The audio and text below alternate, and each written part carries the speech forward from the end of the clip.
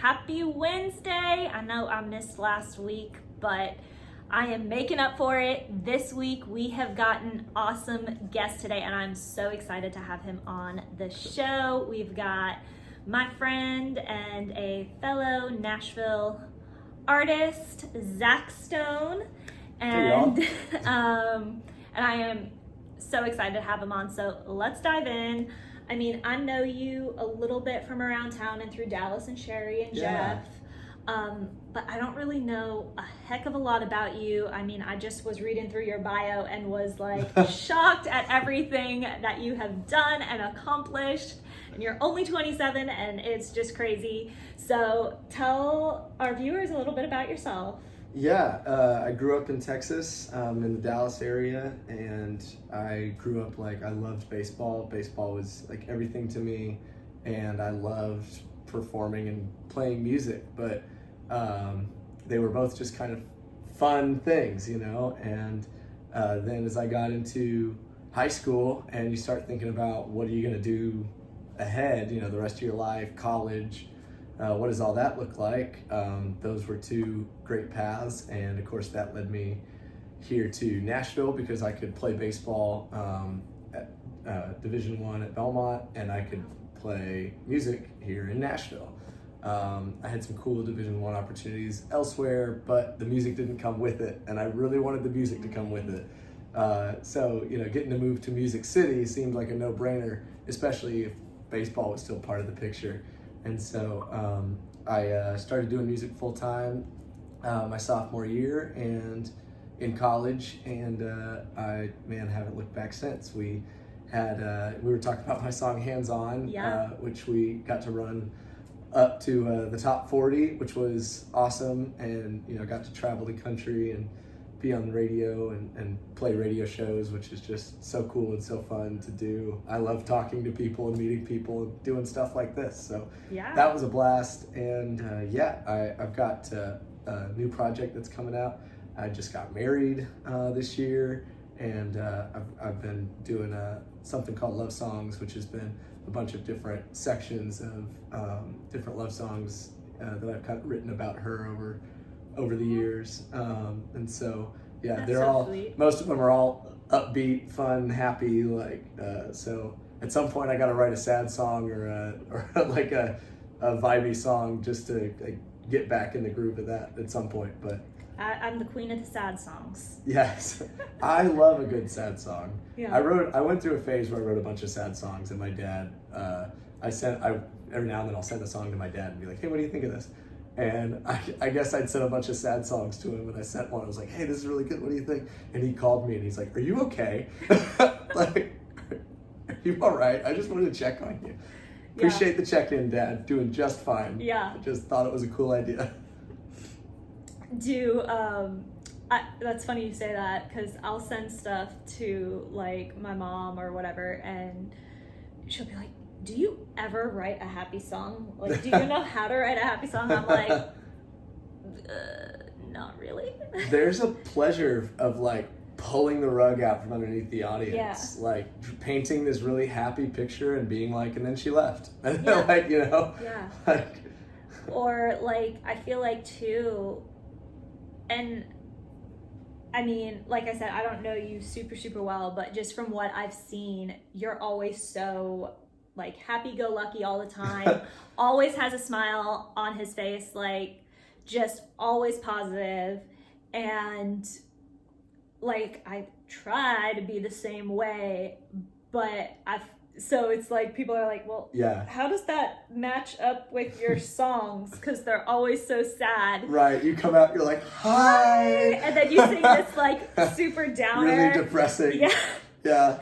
I'm like, well, that's why, because I get it all out in the music, not in, That's stuff. Man, there's something to be said for that. The outlet that music can be, everyone kind of has their own version of that. But for me, and obviously for you too, it's definitely music, And that's kind of when Dad's like, are you okay? I'm like, I am okay, but I'm okay because I was able to get it out in this right. song. Because usually what'll happen is, you'll meet a girl, you'll be like, oh, hey, do you want to go out sometime? And you're like, sure. And we get coffee, and I go, I'd love to do this again. And you're like, no, thanks, I'm not interested. And so then I go home, and I'm like, no, that's not what she said. we got married, and then she cheated on me, and then she left me. Like, that's a good song. Like, now it's interesting. And you just take like this innocuous moment and you make it the most dramatic it can be. Like, you just turn up the drama dial on whatever that was. And you're like, yes, this will be the story now of this song. Right. That's why everybody hates Taylor Swift's boyfriends. They probably were just like, I'm just not that into you. And she's like, that's cool. But then she went home and she was like, no. Yeah. We got to make this way more interesting. I get it. Yeah. I write more Christian based, so I try to, Yeah. But some stuff, I do write about life experience. I mean, I feel like Definitely. you gotta write what you know. And unfortunately, some of that stuff is tough and it's heavy. Like, there's value in the reality. Yeah. Because we all experience reality. And so for people to like get to hear a song and say like, yeah, that's exactly what I'm dealing with right now. Yeah. Is so meaningful and so powerful. So what, and I know you've, I'm sure, had some struggle and some adversity. Can you kind of speak to that? And sure. Well, and I know one of your biggest things is mental health. Yeah. Specifically. So I struggled with baseball and music, just trying to figure out how I was even going to do both. For me, I'll show to the camera, my left hand is not fully formed. And so, trying to figure out how I was going to catch and throw a baseball, how I was going to play a guitar, a piano, etc., has always been kind of different. No one could really sit down and just say, just do this. They've always kind of gone, well, it might look something like this, but but you do whatever you need to do. Right. And so there's always been a lot of like just want to and perseverance, and it's shown me something that I always kind of keep in mind in life, and continually ask myself. There are things that we want to do and things we wish we could do. And the difference in those is things that we wish we could do.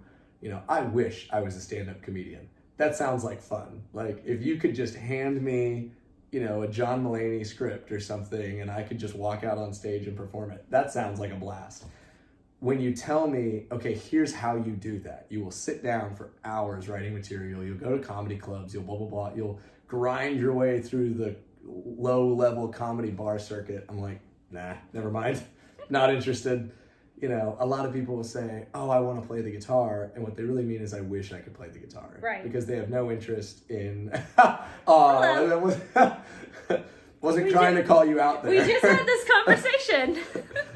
But it's because it's like, when you first start learning, your fingers hurt. And when you first start learning, you don't know what you're doing and you're not very good at it. And but that's everything in life. Yep. But it's funny how there's so many things that you weren't good at when you started, but you really wanted to do them. Right. So you figured it out. Right.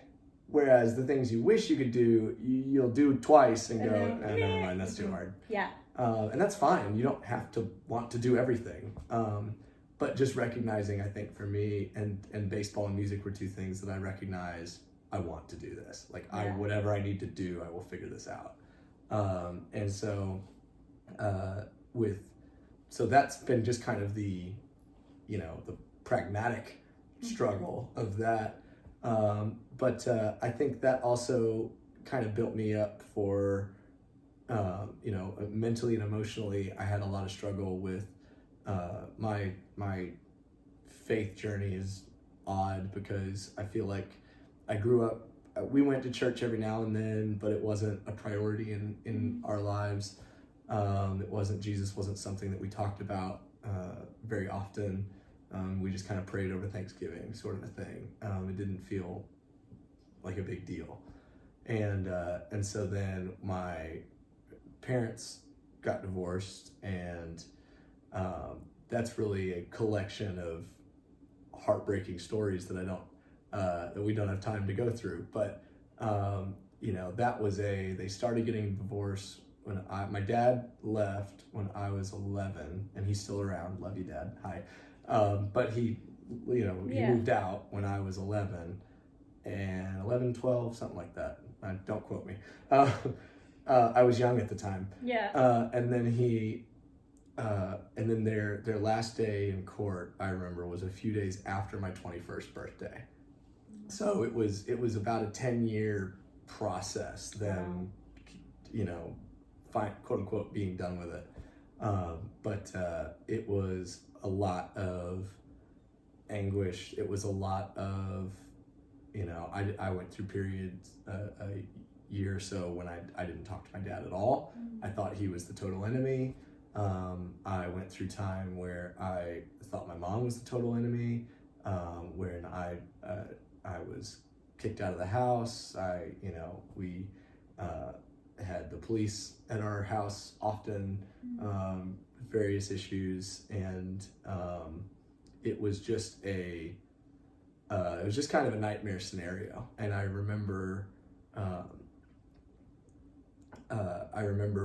meeting with a therapist. The court had required me to see a therapist when I was a kid, and which I think everybody should see a therapist. Yes. I always advocate therapy on this channel. Like, yes, counseling is good. It is not a sign of weakness or a flaw.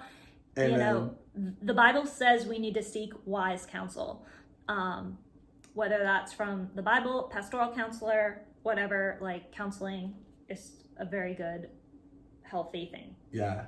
Sorry. I will step off my soapbox. No, I'm with you. I started seeing a guy years ago. I went to a guy, and the first day I walked in, he was kind of like, do you have something? I forget how he asked it, but he was sort of like, do you have something on your mind? What? It was sort of a like, what are we here to work on, sort of thing. And I was like, I don't know.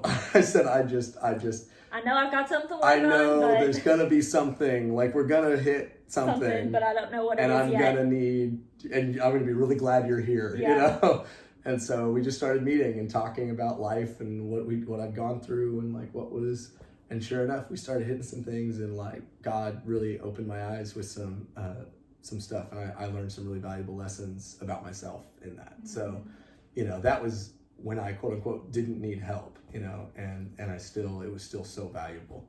And so, but this guy's name was Chris, and he was awesome. And so, he always felt like he was one of the few safe places, in the world, because home was no longer safe. Yeah. And so we were always meeting, always talking. And when I was in college, I was going home for something, and somehow he popped up, and I reached out, and he was like, dude, we should catch up when you come home. So we went and grabbed lunch, and I just remember him saying, he asked me what was up, and I said, I don't know, I'm in class. I didn't get great grades last semester, so I'm working harder to get better grades this semester, and so far that's going well. And I've had this girlfriend for a year or so, and blah blah blah, and I'm doing music, and I've got this job working at the mall and stuff, and I don't know, just normal life things that anybody would do in college. And he was like, wow, that's incredible. And I was like, it doesn't feel incredible. Like that feels pretty average, actually. Right. It was pretty run of the mill. And he was like, no, it's incredible because, like, he was like, people who have experienced the consistent, prolonged trauma, that you went through, right, through your, most pivotal years. A lot of people that grow up in bad households, and so many people that grew up in worse conditions than me that like are unimaginable. He's like, when you are, you're still forming as a child, and you have to go and you form going through that. He's like, the percentage of people that really make it out of that, he was like, you statistically speaking, you should be struggling to maintain consistent relationships. You should not have a girlfriend of a year. You should have only, short toxic relationships. You should only have, you shouldn't be holding down a job. You shouldn't be maintaining any grades in college. You should be dropping out. He's like, just all the percentage points, don't point towards any of this, and yet you're just doing all of it. Yeah. And he was like, I'm not a tattoo guy. I don't have any tattoos, and I don't really want any. Yeah. But if I got a tattoo, one of the top runners for me would be, he said, you're the 1% that make it out. And then I use this against people all the time. I say, I was diagnosed funny. So no matter what I say, if you don't laugh, it's your own fault, because I'm clearly hilarious.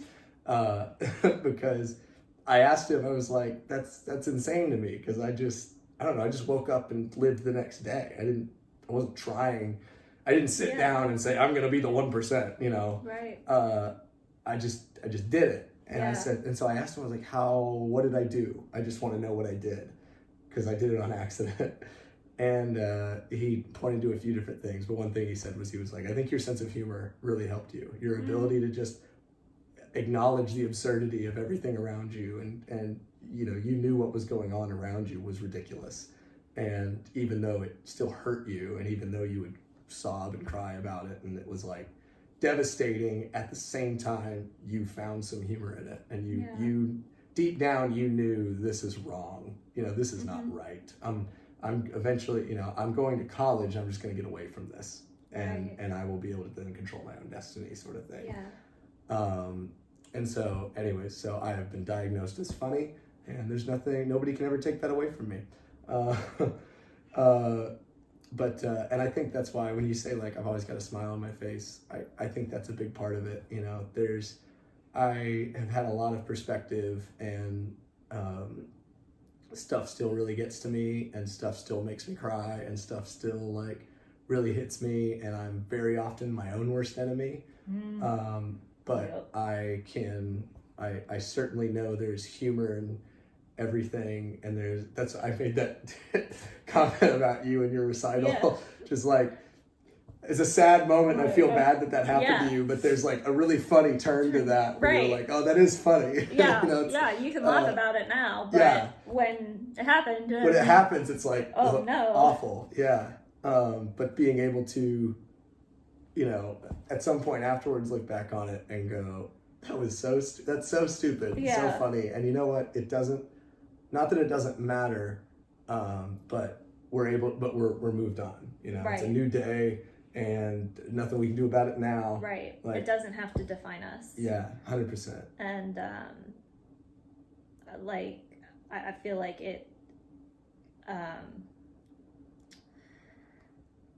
it's just a piece to the puzzle. It doesn't have to be the whole.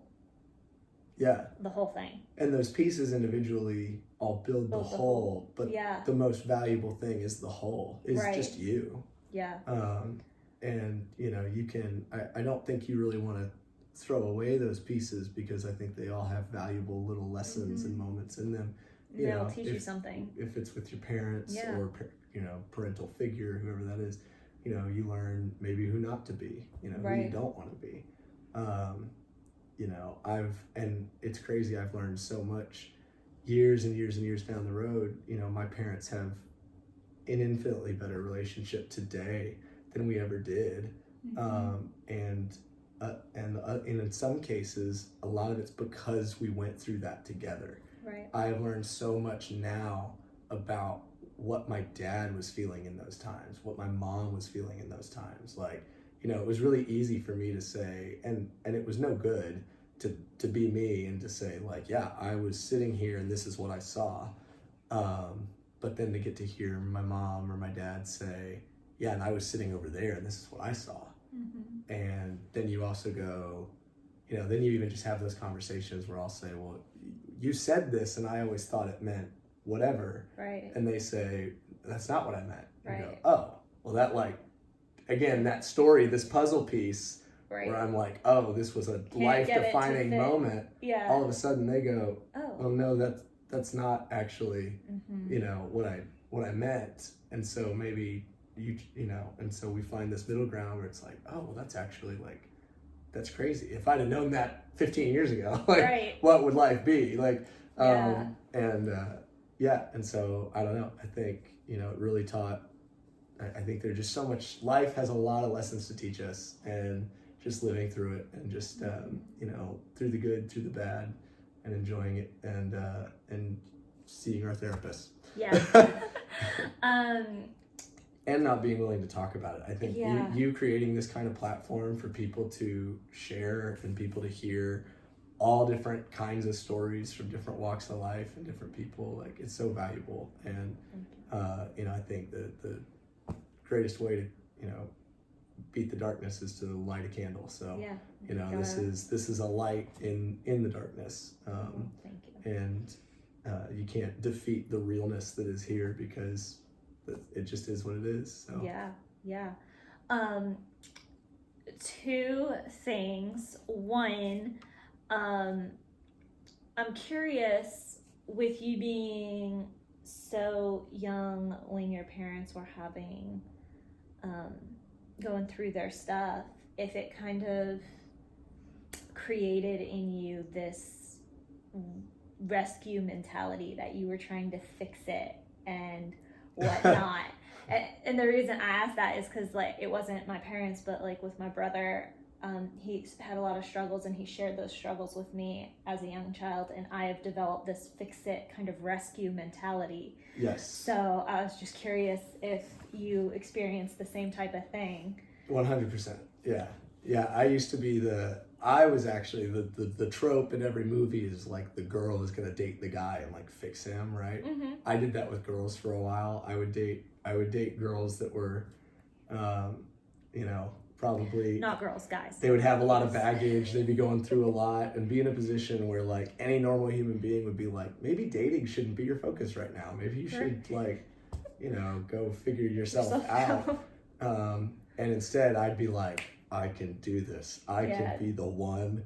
And it's like this messiah complex of like, I'm gonna step up to the task, and Brianna will be so much better because I dated her. Like, it's just, I don't know how or why that gets like ingrained in us.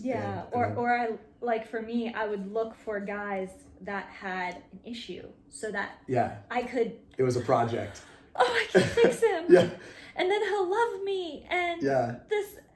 No. Don't work that way. No, I'm not God. And once I realized that, I'm like, oh, no wonder I attracted that kind of guy. Sure. And it just kind of shifted. So that's interesting.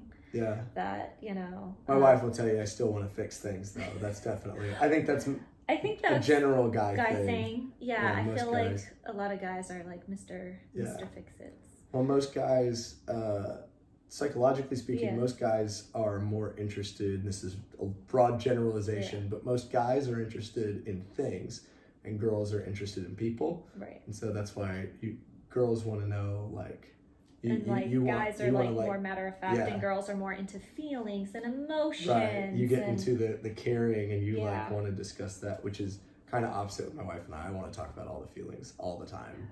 And she's like, Zach, I need a minute. Well, that's interesting, because a lot of the guys that I talk to that are creatives, they're more into that emotional, touchy-feely, and they have no problem talking about the feelings, and I'm like, okay. It's funny, someone told me that I would I kind of had someone like prophesize over me that I would marry an accountant or a lawyer, and I'm thinking to myself, you could do worse. I'm like, I kind of always thought I'd marry a fellow musician, because don't do that. Those guys are like very like they're emotional, they're creative, and I just feel like accountants. No offense to accountants and lawyers. No, if you're watching, no offense. I mean, you might be very into your emotional side, but the generalization would be not. And so I'm like, I don't know how that's going to go, because I'm very emotional as a creative, and as a woman, I'm like, I know I'm an emotional person. Like, that's just me. So I feel like I would need someone that'd be like. Well, I will say she definitely helps ground me in that. Like, it's definitely give and take. Yeah. Like, it's the classic, like, there's this happy middle that I feel like we both find. Because there are some times where she does, I'll say, what's wrong? And she'll say nothing. And I'm like, it's not nothing. Like, I promise it's not nothing. And so I'll encourage her to talk about it. And she's gotten so much better at talking about her feelings. At the same time, sometimes when I just go off on this emotional, the emotion meter goes to 10 and the logic meter just goes out, she comes back and she's like, whoa, like, stop. Come back to earth. Like, let's review this. And she can bring me back to that center. Yeah. So it can be really helpful to have one of each, and be able to find a middle together. Right. The second thing I wanted to ask is, were you in middle, did you go to school or were you homeschooled or everything? How was that for you? Did you have bullying, or did you deal with anything like that, or was it a fairly good experience for you? So I actually always said I help out with a camp with my hand, and I read that in the bio. What was it? Yeah, hand camp. Yes. That was going to be the next thing I talked about. I love that. Yeah. So. And that's a really fun, cool thing. And we used to do these we do these Q&As with parents and stuff, and people would ask, did you get bullied? And I feel like everybody would be like, oh, I got bullied about my hand. Oh, I got bullied. Everybody got bullied about their hand at some point. And I always said no. I was like, I don't remember. I mean, I just got bullied because I was not popular in school. Like, I wasn't the cool kid. I didn't have a lot of friends. I didn't have a date to the dance. I got rejected when I asked the cheerleader to go to the dance with me and stuff. And I always just thought it was because I was ugly or not funny or I had acne or I don't know. There were 1,000 reasons I could have given you as to why somebody would not want to go out with me. The last of which being my hand. That would not have made sense to me. And super credit to my parents. I think a lot of it was because they raised me saying why would anybody care about your hand is not, again, it doesn't define you, like you said earlier. And so that was going to be my other thing. How did your parents, because I read in here that you were, I am not even going to try to pronounce it. Brachydactyly? Yes. Okay. And you were born with that. So for your parents, how was that for them? But that's great that they they were great about it. They didn't have, they're totally normal looking people, but they both were just kind of like, let's do it. And I'm sure they could tell you if they were scared when I was born or whatever that, but as far as my memories and stuff, and there'd be times where I'm sure it was more, and I mean, I've never met your parents, so I don't know, but I would just think and I'm not a parent, but I would think it would just be more concern out of things being more difficult, or rather, well, and like the guitar, piano, tying your shoe, you name it, just the idea that even me, when I think about being a parent, I can't wait to teach my kid things. And the idea that there might be some things, if my kids didn't have hands at all, I would be like, I don't know how to teach you this. I don't know, man. You just gonna have to figure it out, because I have no idea what to tell you. But they did a lot of different things.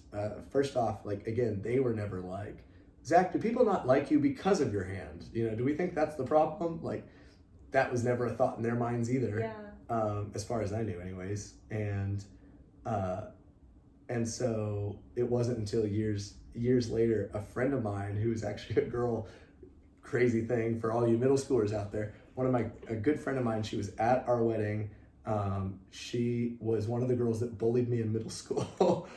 No way. But we had every single class together in middle school and every single class together in high school. And by the end of high school, we became really good friends. That's and crazy. We still stay in touch. And she's one of the few people that I stay in touch with from high school. That's very interesting. But she, I was talking to her one day, and there's actually a couple different girls and that we all kind of hung out with, and a few of them had bullied me in middle school, and one of their thing was like Zach germs, and so like if I had borrowed a pen from you, they would like, and when I handed it back, they'd take it and then they'd like touch it to one of the other girls and be like, Zach germs, no tag backs, or something like that.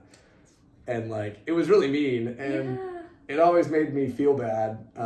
But I was like, at the same time, again, I just thought like, it's because I had acne, it's because I wasn't popular, it's because I was the new kid. I had changed schools in 4th grade, so I figured I was the new kid. Yeah. So one day I was asking her about it. I was like, why did Zach germs even start? And she was like, seriously? And I was like, yeah. And she's like, no, like, you seriously don't know. And I was like, I don't know. I did have pretty bad acne, I guess, because you thought I had acne on my hands. She's like, no, it was because of your hand. It was like very obviously because of your left hand. And I was like, oh, you guys are mean. I was like, shoot, dude. And she was like, I know, I'm sorry. Like it was terrible. We shouldn't have done that. But that was the reason. I was like, oh my God, I got bullied for my hand. But I just didn't even, it didn't occur to me. I just thought it was because I just wasn't cool, right. You know? Because a lot of people aren't cool. Like, right. That's not hard to do. Right. And I guess like kudos to your parents, you know, that it was always like very, like, it was your normal. It was not unusual for you. So I guess that wouldn't be the first thing to think of. Right. It's like, I watched this show, called Switched at Birth, and it's... Oh, yeah.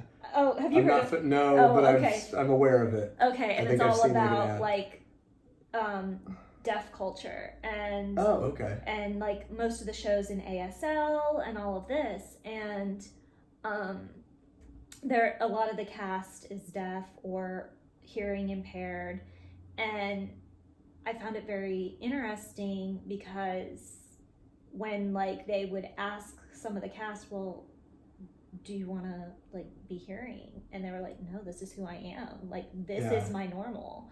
I wouldn't change it. And I thought that was so beautiful and just such a beautiful representation of how God makes us all different and unique and made the way we're supposed to be made. And I think it sounds like your parents did a beautiful job of instilling that in you. So I feel like... I had when I was figuring baseball out, I had it's called a pitchback. It's literally like a big square that's like a trampoline that kind of stands up at an angle. And when you like throw a ball against it, it bounces back at you. It's a great thing for kids who like don't have dads, maybe. And so I would set it up on the driveway, and if my dad was working or not around, or if my mom wasn't, like, whatever, you know, I could just go out there by myself. And it was also like, because it was instant, you know, even if you were there for me to throw a ball to, you couldn't catch it and throw it back as fast as this thing could pop it right back to me. Right. And so I'd stand just like a few feet away from it, and I would just practice, because what I do is I would catch the ball with my glove on my right hand, catch the ball, take my glove off, throw the ball, put the glove back on. And so when I figured out, I think I want to do that, I would go out there and I would just do that over and over, and the ball would come right back to me. So I had to get the glove on really quick. Like, yeah. Oh, my goodness. And I got hit, you know, I would miss, and the ball would like hit me and stuff, and like I never got seriously hurt, but it hurt. And you know, and it was just kind of like, dang it, all right, we got to do it again, do it faster. And it was just doing it over and over and over. And like that kind of, same with guitar, like you gotta wanting versus wishing, right? Yeah. Like if you want to do it, incredible guitar player, like, and you actually listen to his stuff, like it's out. Amazing. I'll never forget the first time I saw you perform at a round. I think it was with Ashlyn. Oh yeah. And I was like, you know, in just like my not knowing and my, like, I was like, how is this gonna, and you slayed. I was like, honestly, What in the world? honestly, kudos to you for even noticing, because most people just don't. Most people just totally admit, which is fine. Like, but Like, I was I played like, baseball with a kid for 9 years, and at the end of it, his mom, one of the last years we were playing together, his mom turned to the other moms on the bleachers and went, "Why does Zach keep taking his glove on and off?" And they were like, "I'm sorry, what?" What do you mean? What do you mean? Why? Like, I think why should be pretty obvious by now, right? She was like, she'd never noticed. So, which honestly is like, I would love that. But anytime someone's like, "I saw your hand," I'm like, you got a good eye, because. and I just remember thinking, I was like, how is this gonna, and you just slayed. I was like, Thanks, yeah. Oh my goodness. I don't play like, our friend Patrick Carpenter and those guys that can just shred for days. But I can play enough to play, and that's... I remember, that's enough. You were able to play enough and also mess with Ashlyn's tuning. Oh, so you were very good at the multitasking. That was funny. I would, the head of her guitar was like right here. And so the whole show, while we were playing, whenever she'd like look the other way, I'd just like tune her strings down. So then when she'd go to strum, they'd be like totally screwed up. She'd be like, "This next song, oh no, what happened? What happened?" And she'd fix it. And she couldn't, bless her heart, she couldn't figure out what was going on. And I said, "Zach was messing with your tuning." She's like, "No, he wasn't." I said, "Yes, he was." Sorry, I totally threw you under the bus. No, it's fine. That was so funny. Yeah, I think that was the first, and I was just like, I only because I knew her well enough to like, I felt like I could screw with her like that. We should just say they are friends outside of, like, he wouldn't do that to just some random person he's in around maybe with. I should. That'd be so funny. He is Mr. What was it? Humor? What did you say? I'm diagnosed funny. There you go. So, I cannot. Someone else at home can be like, "That's terrible," and I'm like, "No, I'm sorry, it's funny. It's scientifically proven that was funny." She might not have thought it was funny. She may disagree, but it was funny. I can point to science. Yeah. But before we close, I can't believe we're already like almost, this flew by, and it's gonna help so many people. Like, thank you for being so candid and like so willing to talk and share your story. Before we close, can you tell us about any exciting new music? Yeah, working on a few new things right now.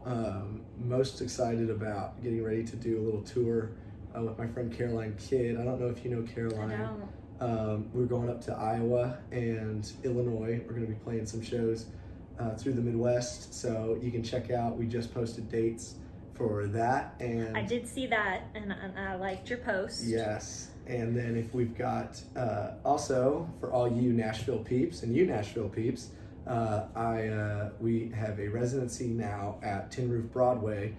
Every Saturday from 4 to 7. That's awesome. We play down there, and so we make so much music, and it's so much fun. Is that full band or? Yes, full band. Awesome. Like, it is all out. I am drenched in sweat by the end of every show. My voice is shot by the end of every show. It's so much fun though, and I've had some fans get to come out and see it and get to be a part of it, and I just think it's a blast. So if anybody wants to come out and see a show, come to Nashville, come see us when we're in we are in Iowa and Illinois, and I thank you so much for having me on. Again, truly an awesome cause, and thank you guys for watching and for just taking part in this. All the warriors out there, we appreciate it. Yes, and until next time, friends, I want you to remember that you matter, you are loved, and you are a warrior. Amen. Bye. See y'all.